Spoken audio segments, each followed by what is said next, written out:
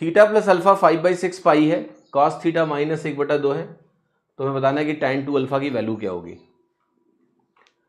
Theta plus alpha 5/6 पाई है, cos theta की value -1/2 है, तो tan 2 अल्फा क्या होगा। तो देखो थीटा प्लस अल्फा की एक्चुअल वैल्यू क्या है, यहां पर पाई को 180 रख दो तो ये आएगा 150 डिग्री, और कॉस थीटा अगर -1/2 है तो क्या बता सकते हो आप थीटा कितना है, 120 डिग्री। सेकेंड क्वाड्रेंट में अगर जाओ आप, क्या होगा थीटा की वैल्यू, राइट। अगर मैं सेकेंड क्वाड्रेंट में जाऊं तो मैं थीटा की वैल्यू को क्या लिखूंगा, right. Theta will be simply cos 120 degree के बारे में सोचो, साइन 90 प्लस होता है, तो that value will become simply 120 degrees minus sine 30, तो ये वैल्यू जो है ये कॉस 120 डिग्री के बराबर है। तो थीटा आपका 120 आ गया, तो अल्फा की वैल्यू क्या आ गई, 30 डिग्री आ गई। अब अल्फा अगर 30 डिग्री आ गया तो tan 2 अल्फा tan 60 डिग्री हो गया,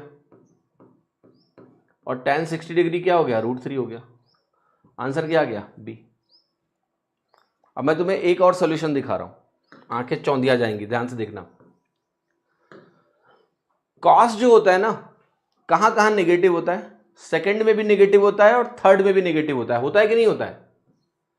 कॉस जो होता है सेकंड क्वाड्रेंट में नेगेटिव होता है, थर्ड में भी नेगेटिव होता है, थर्ड में साइन कॉस दोनों नेगेटिव होते हैं।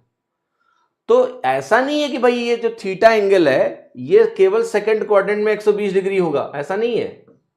मैं बता रहा हूं एक और एंगल, कॉस थीटा की वैल्यू अगर आप लिखें कॉस 240 डिग्री, ये कॉस 240 डिग्री भी -1/2 के ही बराबर होता है, राइट। तो इसका मतलब है कि थीटा की वैल्यू को मैं 240 डिग्री भी ले सकता हूं। अब कहानी देखो कैसे हो गई, थीटा प्लस अल्फा 150 डिग्री है, और अगर आपने कहा कि थीटा 240 डिग्री है तो अल्फा की वैल्यू क्या हो जाएगी, -90 डिग्री। होगा या नहीं होगा, क्या अल्फा -90 डिग्री हो गया, यस। अल्फा अगर -90 हो गया तो बात बन गया। अब अगर जरा tan 2 अल्फा निकालो आप, तो आप कहोगे tan 2 अल्फा की वैल्यू होगी tan of -180 degree, tan of minus theta is minus of tan theta. Answer आ गया 0। 0 भी लिखा हुआ ए में। अब बताओ क्या उत्तर लगाओगे। देखो अगर ऐसा ही सवाल है, कुछ नहीं दिया हुआ है, जैसे अब कहोगे सर एंगल नेगेटिव नहीं होगा, क्यों नहीं होगा।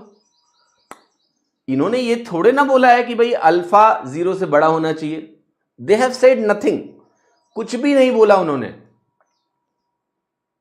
जैसे मैं एक आपसे उदाहरण पूछता हूं, मैं आपसे बोलूं कि मुझे कॉस थीटा की वैल्यू बता दो, और मैं कहूं थीटा की वैल्यू -30 रख दो डिग्री, तो क्या होगा आपका आंसर, आप -30 रख के बताओगे ना वैल्यू। तो मैथमेटिकली भैया क्यों नहीं हो सकता है अल्फा -90 डिग्री, हो सकता है मैथमेटिकली। आपने तो नहीं बोला मुझे कि फर्स्ट क्वाड्रेंट का एंगल लेना है, अगर फर्स्ट क्वाड्रेंट का एंगल बोला होता तो मैं जानता कि हाँ भाई ठीक है, मुझे अल्फा को पहले क्वाड्रेंट में ही रखना है, यानी पॉजिटिव रखना है। तुमने कुछ बोला ही नहीं मुझसे, तो मैं तो ये भी करूंगा। तो इस सवाल में थोड़ी सी कमी है, उस कमी को सुधार देते हैं।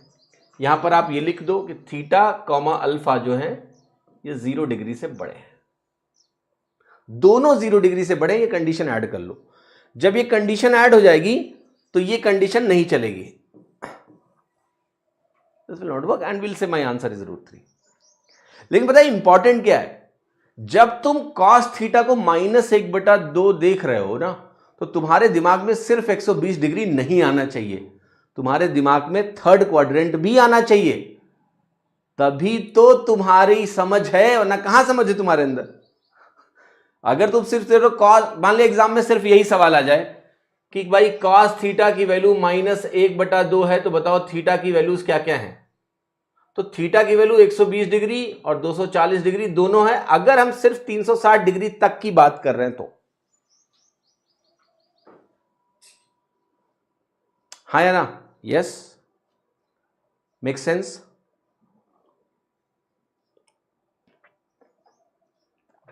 इतने लोगों को बात समझ में आ रही है। तो यार कुछ तो तुम बताओ, है ना, कि भाई थीटा और अल्फा क्या है। अगर आप कुछ नहीं बताओगे तो मैं कैसे रुकूं, मैं तो आगे बढ़ता जाऊंगा, मैं तो 240 के बारे में सोचूंगा। इसलिए this condition should be there in the question.